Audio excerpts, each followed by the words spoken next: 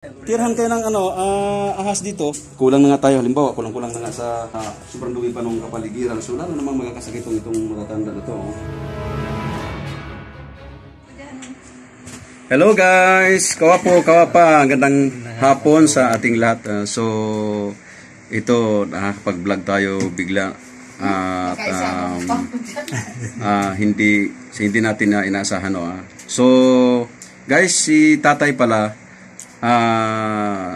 ngayon ko lang siya na-encounter, na-meet dito nga kasi yung si Madam, yung kapitbahay natin ay ayan po.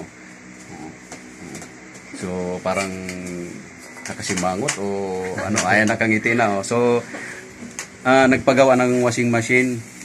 Ayan guys, si tatay, siya po yung gumagawa. Na-share ni tatay yung story ng buhay niya. So ito nga, nakakuha tayo ng idea para mai-vlog. Nakaka-touch mga kawapo. Sa edad niya, ilang edad nga po kayo tayo? 75. 75, tingnan. 75 na siya. So pero malakas pa siya at oo. So ayan, racket niya, gumagawa siya ng washing machine. Then natouch ako sobra mga kawapo kasi nga naikwento niya na sa sitwasyon na wala siyang pamilya pero yung kapatid niya na may sakit, may karamdaman, siya po yung nag-aalaga.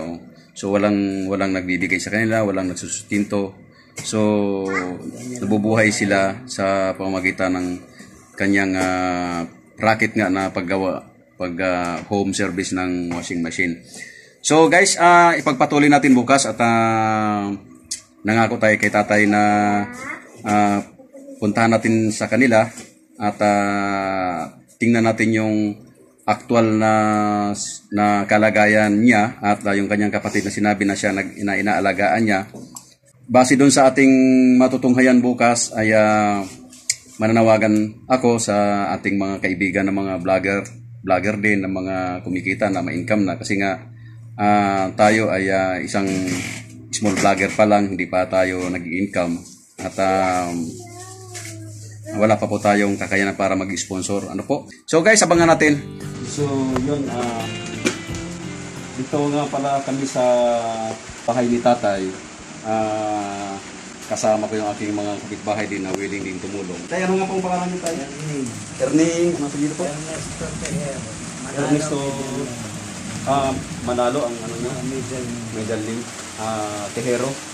Yung Tejero ba sa dito sa may parting Tarlac o dito sa Cavite? Parang Meron din siguro. Tansa yata yan? Oo, meron din. So yun, pumunta kami dito mga kawapo para tulungan nga si tatay nitong sitwasyon ng kanyang tinutuluyan nila. Tingnan niyo guys, ito yung sinasabi ko sa live ko kahapon. Tingnan niyo po. So itong paligid ni tatay, ano po. Tapos si tatay, mga kawapa, may kasama siya, kapatid niya po. Yan si nanay. Kapatid niya po, Sunod sa bunso yan. sunod sa bundok. Wala siyang asawa din tatay, no? So matandang dalaga, Tapos si tatay naman, kayo tayo, bumalik sa asawa din tayo. May anak po ba kayo? Meron, isa lang. Isa lang? Saan po yung anak niyo? Sa Bicol, doon sa bahay na pinagawa ko ron. Sa Bicol? Saan sa Bicol? Sa Camarines Sur. Camarines Sur.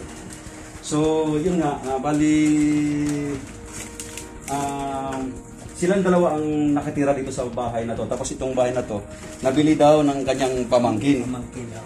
Oo. So, pinabantayan sa amin. oo. Tapos, nung nabili ng kanyang pamangkin, ginawa silang caretaker. Ginawa si tatay caretaker dito. Kasabay na ba yung sinanay mismo tayo? Hindi pa. So, ngayon, ako kilala ko kasi halos kalapit lang namin ito, si tatay nga, dito sa itong block namin. So, ito kasi bahay na to, maganda pa to nung bago nabili ito nung pamangkin na. So, kaya nga lang, si tatay nakatira, medyo si tatay kapos sa buhay. So, yun nga, pagkukumpuni. Tulad na sinabi ko nga nung nag-live ako ng mga nakarang araw, nagkukumpuni lang si tatay sa paggawa-gawa ng mga appliances o mga electric fan, kung ano-ano. So, medyo hindi niya na naasikaso. So, wala siya talagang kakayanan. So, guys, ito, tingnan natin yung ano niya.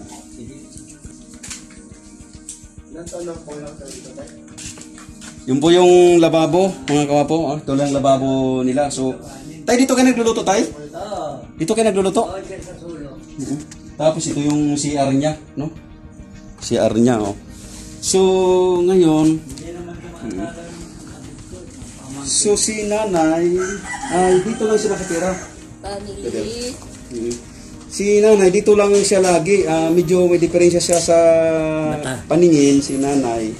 So, yun po yung sitwasyon niya na Ang glaucoma. once na si tatay nasa labas at naghahanap buhay, si nanay lang naiwan dito. Ang kwento ni tatay, kasi bago namin ginawa itong pagpipicture ngayon, ay napuntahan ko na si tatay dito at nakausap ko na siya na yun nga, tinatanong ko ang kung paano si nanay habang naghahanap buhay siya sa labas, kung paano si nanay nakakapag-CR o nakapunta sa kusina kasi nga pagka oras na kailangan siyang kumain. So sabi nga ni tatay na yon ang ginagawa ni nanay daw na kinakapa-kapa na lang papuntang CR. So guys, yun po yung sinasabi ko na nanawagan ako doon sa live ko ng isang araw na iba sa atin, marami naman sa iba sa atin talaga na medyo nakaluwag-luwag po tayo. Na sabi ko napakasarap mag-extend tayo ng kahit konting tulong o konting amount na para sana tayo makatulong sa katulad ni tatay nga. At ako naman isang bilang vlogger ay hindi pa tayo kumikita, wala pa tayong income. So meron akong mga ibang pino-project lalo na sa Quezon na isang may diferensya din sa paningin. So sariling bulsa po natin kinukuha yun. No? Pero sa ngayon dahil nga ang yung kawapo ay wala tayong hanap buhay pa ngayon. So ito nga nagpo-focus tayo sa pagpa-vlog. Yun, tina-challenge ko po kayo na sana sinatatay matulungan natin ito. So guys, yun po yung bubong nila, oh. Tingnan nyo. So buti nga ngayon hindi lumakas yung ulan at bago kami papunta pa lang kami dito medyo nagbadyak, nag-ano na yung ulan. So mabuti hindi lumakas. Ano po? Tatay, may ano yan? Kumain na po ba kayo? Hindi nga. May nagbigay sa amin ng Nagbigay sa inyo? galunggong na hilaw. Tigisaan po. Naglalako dito, hindi ko kilala. Binigyan kayo? Oo, tinanong lang ako. Wow. Sabi ko magkano? 50 raw ang kalating kila. Sabi ko kulang yung pera. Family, may doktor kayo. Oo, meron yan. So, Magantay ka lang. yung po, mabuti naman kumain na kayo. Binigyan ako ng na galunggong. Niluto ko. Opo, praise God. So, yun ang goal natin ngayon mga kawapo-kawapo, no? Si tatay, ito, hindi na natin to tatantanan si tatay, no? So, itutuloy-tuloy ko to, tutukan ko to na kung paano ako makagawa ng paraan na matulungan natin si tatay. Kahit sa anong paraan, no?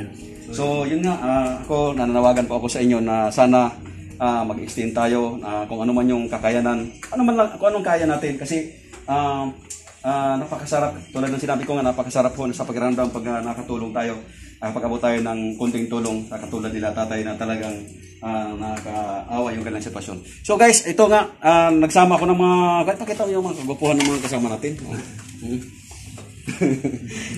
So dahil maglilinis kami, lilinisin namin, tutulungan namin si tatay kasi sabi ko nga, mas lalo magkakasakit sila pagka hindi lilinisin ito. Kailangan mabawas-bawasan ng ano tong